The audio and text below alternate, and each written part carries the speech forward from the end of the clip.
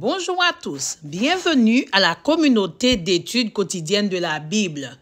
Nous remercions tous les amis de la communauté pour leur fidélité à l'écoute de nos différents contenus. Nous souhaitons à tous une bonne semaine avec Jésus. N'oublions pas notre slogan « Vivangéliser pour mieux évangéliser ». Pour ce dimanche 14 avril 2024, nous étudions la troisième leçon de notre guide d'études quotidiennes de la Bible qui a pour titre « La lumière brille dans les ténèbres ». Verset à mémoriser, Jésus leur dit « La lumière est encore pour un peu de temps au milieu de vous. Marchez pendant que vous avez la lumière afin que les ténèbres ne vous surprennent point. Celui qui marche dans les ténèbres ne sait où il va. » Jean 12, verset 35.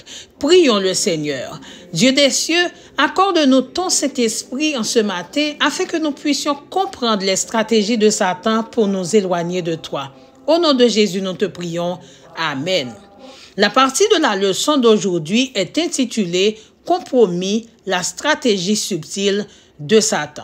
Chers amis, nous allons comparer ensemble dans un premier temps Jean 14, verset 6 et Jean 8, verset 44 pour déceler le contraste existant entre le caractère de Jésus et celui de Satan.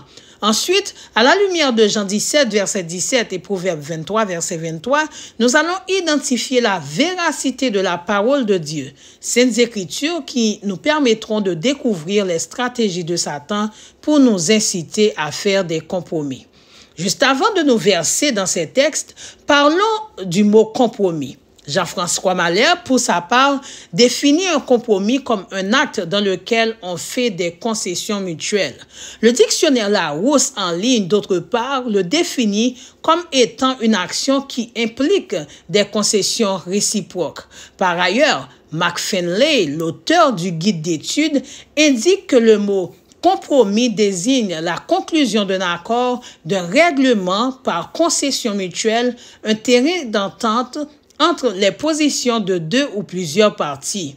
Chers amis, comparons les textes que nous avons cités précédemment afin de discerner si un chrétien peut faire des compromis. Lisons tout d'abord Jean 14, verset 6. Jésus lui dit « C'est moi qui suis le chemin, la vérité et la vie.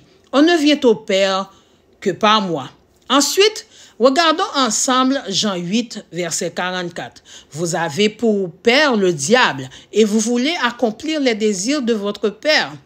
Il a été meurtrier dès le commencement et il ne s'est pas tenu dans la vérité parce qu'il n'y a pas de vérité en lui.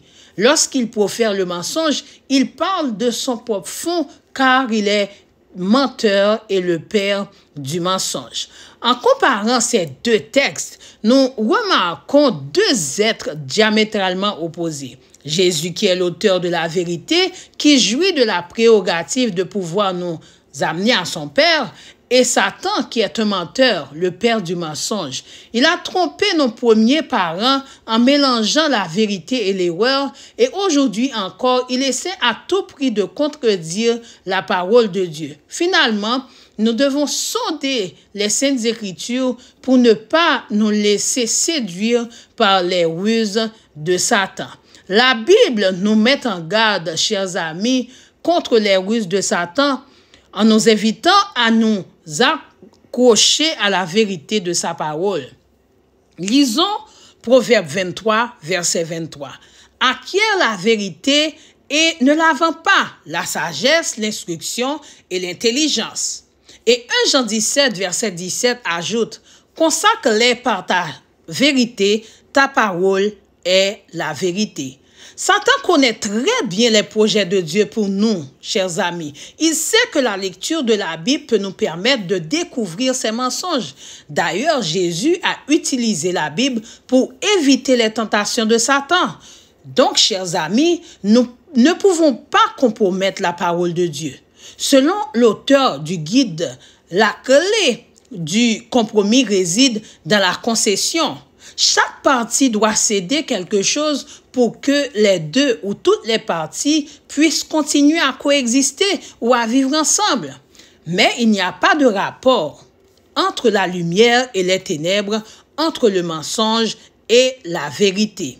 Enfin, chers amis, pendant que nous pouvons encore lire la Bible, faisons de lui notre livre de chevet. Si dans le temps les autorités papales l'ont prohibé, rien ne dit dans un avenir proche, elle ne nous sera pas interdite. Donc, étudions, lisons, commentons la Sainte Écriture afin que nous puissions identifier facilement avec l'aide du Saint-Esprit les ruses du diable qui souhaite uniquement nous tromper en mélangeant la vérité et l'erreur. Prions le Seigneur.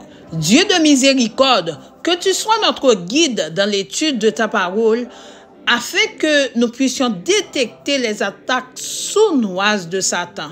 Nous te prions de bénir le pays d'Haïti en ce matin. Au nom de Jésus, nous te prions. Amen. Nous vous donnons rendez-vous. À demain. Au revoir.